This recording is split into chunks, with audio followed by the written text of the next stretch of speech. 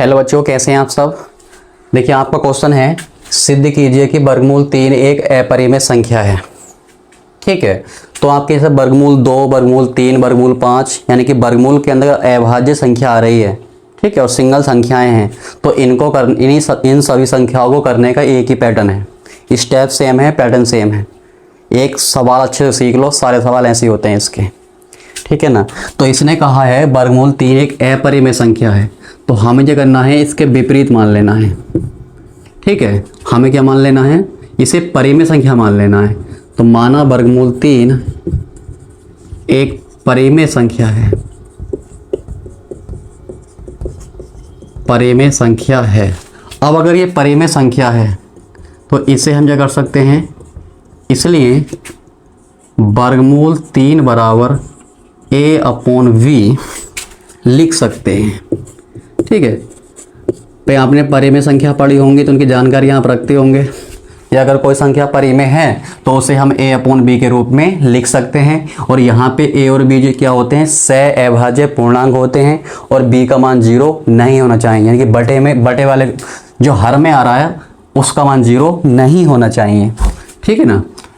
तो वर्गमूल 3 बराबर a/b लिख सकते हैं, जहाँ a और v सह-अभाज्य पूर्णांक हैं तथा v ≠ 0 है। ठीक है,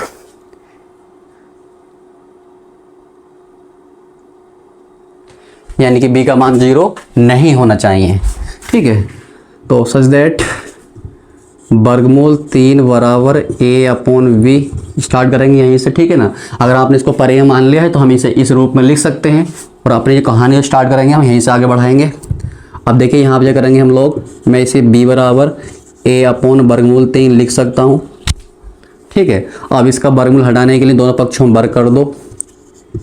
तो दोनों पक्षों में वर्ग करने पर, दोनों पक्षों में वर्ग करने पर जब हम इसका वर्ग करेंगे तो ये कहानी क्या बनेगी आपकी, b का स्क्वायर बराबर a² 3।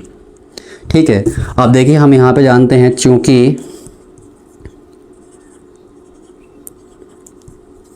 चूंकि b एक पूर्णांक है। ठीक है, हम ऊपर बताए यहाँ से a और b क्या है, हमारे पूर्णांक हैं, तो b हमारा एक पूर्णांक है। इसलिए b² एक पूर्णांक होगा, इसलिए b² एक पूर्णांक होगा। अब देखिए स्टूडेंट, अगर b² पूर्णांक है, b² हमारा क्या बन गया, ये पूरा पूर्णांक है और इसके बराबर में है a²/3। अब देखिए जिस संख्या से हम भाग कर रहे हैं ये क्या हो, हमारी अभाज्य संख्या हो।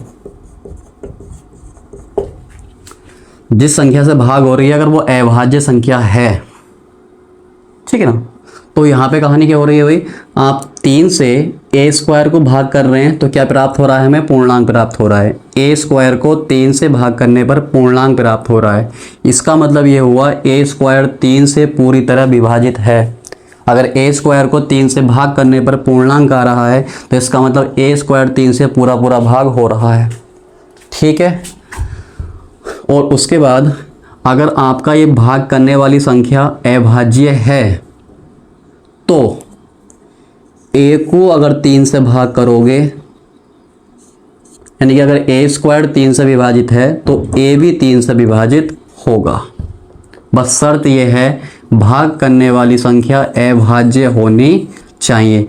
अगर अभाज्य है तो हमेशा ऐसा होगा कि अगर वो अभाज्य संख्या किसी के वर्ग को भाग कर सकती है तो उसको भी भाग कर सकती है।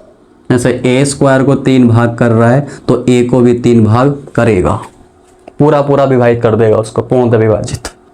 लेकिन अगर मान लीजिए जैसे मान लो 6 का स्क्वायर ठीक है, और इससे मैं 9 से भाग करूँ, 9 क्या है हमारे यहाँ पे, ये भाज्य संख्या है। ठीक है, तो 6 के स्क्वायर मतलब 6 का स्क्वायर 36 आएगा, 36 को 9 भाग कर देगा, लेकिन 6 को 9 भाग नहीं कर सकता। सेम इसी प्रकार से मान लीजिए 8 का स्क्वायर, और उसे मैं 4 से भाग कर रहा हूँ, तो 8 के स्क्वायर को 4 भाग कर देगा, क्योंकि 8 का स्क्वायर 64 आएगा, 64 को हम 4 से भाग कर लेंगे, और यहाँ पे 8 को भी 4 भाग कर देगा। तो अगर भाग करने वाली संख्या भाज्य है तो ये भी हो सकता है कि किसी संख्या का वर्ग अगर 4 से विभाजित है, मतलब इससे भाज्य से भाग हो रहा है, तो वो संख्या भी आपकी उससे विभाजित हो। और ऐसा भी हो सकता है अगर वर्ग भाज्य संख्या से विभाजित हो रहा है, तो ज़रूरी नहीं है कि वो संख्या भी आपकी 9 से विभाजित हो, मतलब उस भाज्य संख्या से विभाजित हो। जैसे आप यहाँ से साफ साफ देख पा रहे हैं कि यहाँ तो भाज्य संख्या से ये काम हो रहा है कि वर्ग विभाजित हुआ तो संख्या भी उससे विभाजित हो रही है, लेकिन यहाँ पे ऐसा नहीं हो रहा है। वर्ग तो हो रहा है इसका विभाजित 6 का जो वर्ग है वो 9 से विभाजित हो रहा है, लेकिन 6 9 से विभाजित नहीं है। तो ऐसा केवल कहाँ देखने को मिलेगा आपको, भाज्य संख्या में। लेकिन अगर अभाज्य संख्या है तो हमेशा ऐसा होगा कि अगर a का वर्ग 3 से विभाजित है तो a भी 3 से विभाजित होगा। ठीक, यहाँ पे कोई भी अभाज्य संख्या हो, 2 हो, 3 हो, 5 हो, 7 हो, कोई भी अभाज्य संख्या हो, अगर वर्ग उससे विभाजित है तो वो संख्या भी उससे विभाजित होगी। आई होप मेरी बात आपको समझ में आई होगी। अब आगे बढ़ते हैं। ठीक है, मेन चीज़ यही थी इसका पार्ट, और बाकी तो आपको सब इजी है, कोई दिक्कत नहीं है। ठीक है, तो अगर बी स्क्वायर भी एक पूर्णांक होगा, इसलिए ए स्क्वायर संख्या 3 से विभाजित है।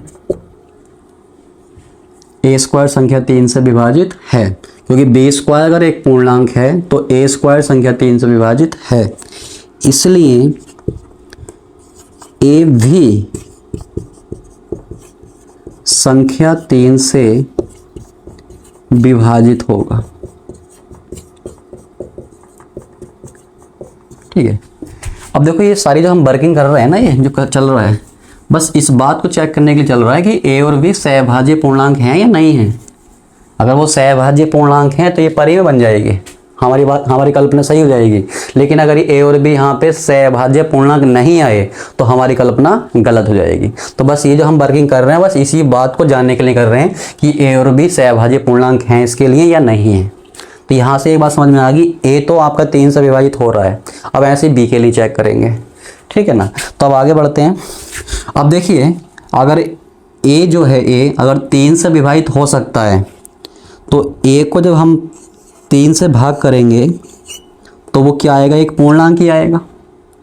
अगर ए संख्या 3 से पूर्णतः विभाजित है तो इसका मतलब ए को 3 से भाग करने पर आपको एक पूर्णांक ही मिलेगा, और उस पूर्णांक को मैंने बोल दिया आर। ठीक है, और यहाँ लिख देंगे जहाँ आर एक पूर्णांक है, जहाँ आर एक पूर्णांक है। ठीक है, चलिए अब देखिए स्टूडेंट, यहाँ से ए का मान निकाल लो। ए बराबर कितना आएगा आपके यहाँ से 3r। ठीक है, और ये मान कहाँ रखना है आपको, ये समीकरण इसको मान लेते हैं 1। ठीक है, जो वर्ग करने के बाद हमारे समीकरण है उसमें ए का मान रखेंगे। तो ए का मान समीकरण 1 में रखने पर, रखिए साहब, बी स्क्वायर बराबर यहाँ से ए के बराबर 3r रखेंगे, तो 3r का होल स्क्वायर बटे में 3। तो यहाँ से आपका बी स्क्वायर बराबर 3 का स्क्वायर 9, r का स्क्वायर r, ये हो जाएगा मतलब 3 बटे में 3 तिया 9। तो यहाँ से बी स्क्वायर बराबर आ गया 3r स्क्वायर।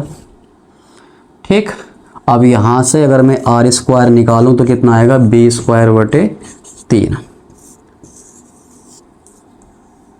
ठीक है, अब देखो कुछ बातें हमने यहाँ पे कही थी, अब वही बातें हम यहाँ पे कहेंगे। क्या कहेंगे, चूँकि r एक पूर्णांक है, हमने इसको पहले कह दिया है यहाँ पे R1 हमारा पूर्णांक है, यहाँ बोल रखा है हमने R पूर्णांक है, इसलिए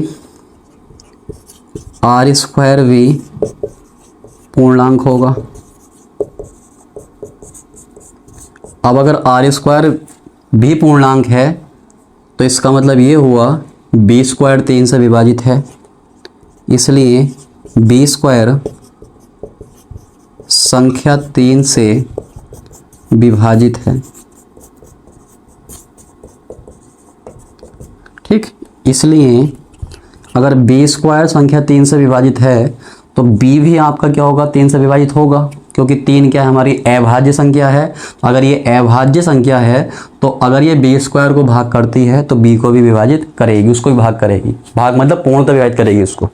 ठीक है, पूरा पूरा काट देगी। तो इसलिए B भी संख्या 3 से विभाजित होगा। ठीक, चलिए अब देखिए स्टूडेंट, हमें यहाँ पे क्या देख लिया हमने कि A भी आपका 3 से विभाजित है और B भी आपका 3 से विभाजित है, और इन बातों से ये स्पष्ट हो रहा है कि आपका A और B सहभाज्य पूर्णांक नहीं है। क्यों? क्योंकि A और B जो हैं साथ में किसी एक संख्या से कट रहे हैं। A भी 3 से कट रहा है, B भी 3 से कट रहा है, यानी कि दोनों के दोनों साथ में किसी एक संख्या से कट रहे हैं, तो ये सहभाज्य पूर्णांक नहीं है। क्योंकि सहभाज्य पूर्णांक वे होते हैं जो साथ में किसी एक संख्या से ना कटे हैं। ठीक है, तो यहाँ से हमें साफ साफ समझ में आ रहा है कि A और B सहभाज्य पूर्णांक नहीं है। तो हम यहाँ पर लिखेंगे इससे स्पष्ट है कि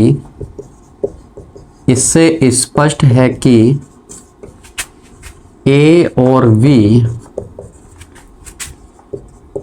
सहभाज्य पूर्णांक नहीं है, सहभाज्य पूर्णांक नहीं है।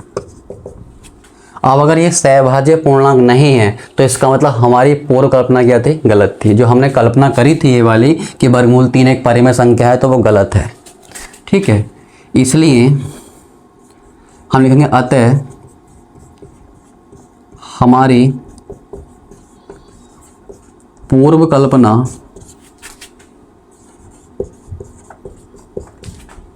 गलत है कि वर्गमूल 3 एक परिमेय संख्या है, वर्गमूल 3 एक परिमेय संख्या है। अगर ये गलत साबित हो रहा है कि वर्गमूल 3 एक परिमेय संख्या है, अगर ये बात गलत है तो इसका मतलब क्या है, ये परिमेय संख्या है।